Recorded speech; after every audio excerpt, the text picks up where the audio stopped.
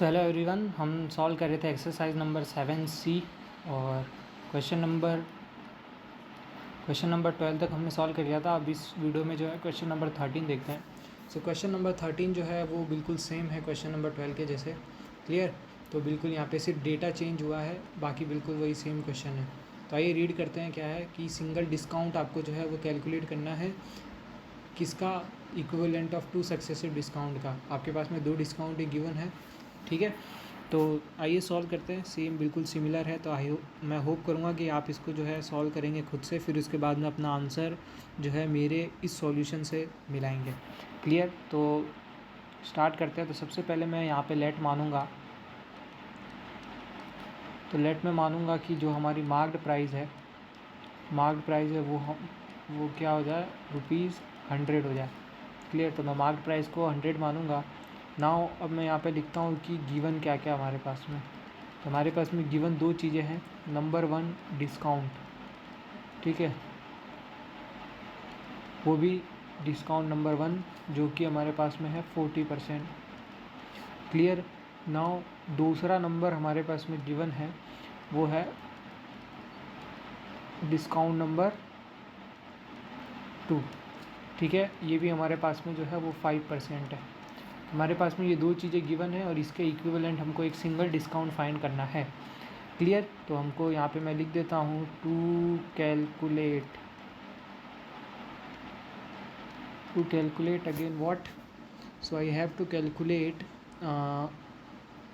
Single discount.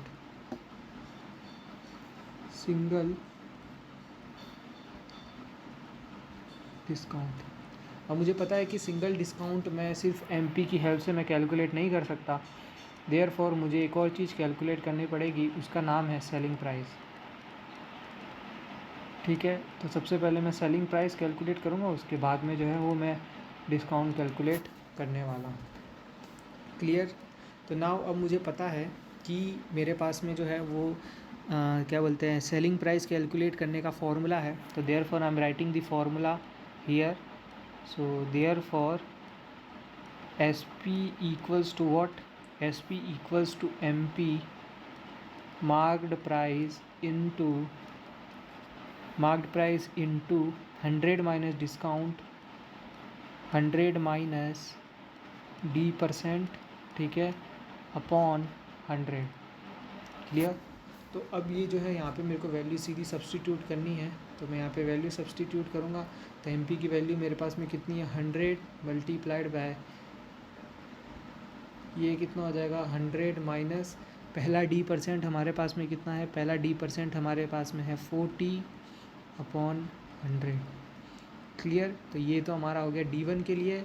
Now अब similarly D2 के लिए भी निकालेंगे। तो ये क्या हो जाएगा, 100 माइनस 5/100।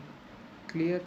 अब इसको सिंप्लीफाई करेंगे तो ये हो जाएगा 100 मल्टीप्लाइड में ये हमारे पास में कितना हो जाएगा, 60। ठीक है, ये 60 हो गया और ये हो गया 95। तो ये हो जाएगा 65/100। ठीक है सर, ये हो जाएगा 60, ठीक है, और ये हो जाएगा 95/100। नाउ सिमिलरली यहाँ पे आप देख सकते हैं ये कट रहा है, एक ज़ीरो से एक ज़ीरो कट गया।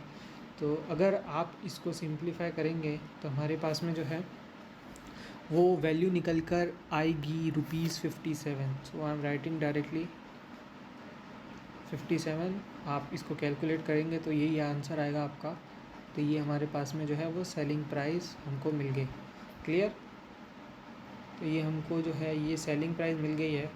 अब सेलिंग प्राइस मिल गई, अब इसके बाद हम क्या करेंगे, सेलिंग प्राइस मिलने के बाद में अब हम सीधा जो है डिस्काउंट कैलकुलेट करेंगे। तो मैं यहाँ पर डिस्काउंट कैलकुलेट करता हूँ। तो टोटल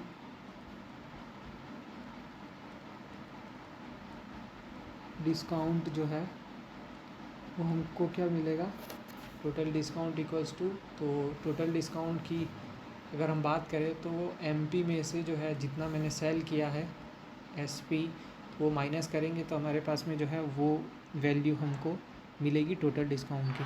ठीक है, तो यहाँ पे मैं लिखता हूँ ये हमारे पास में है ₹100 minus rupees what 57.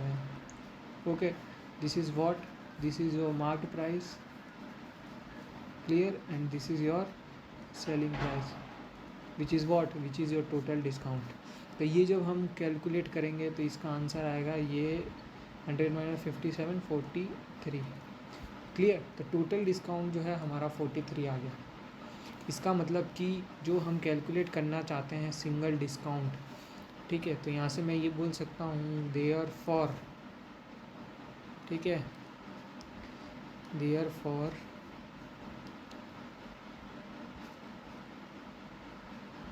Single discount जो है वो इक्विवेलेंट टू सक्सेसिव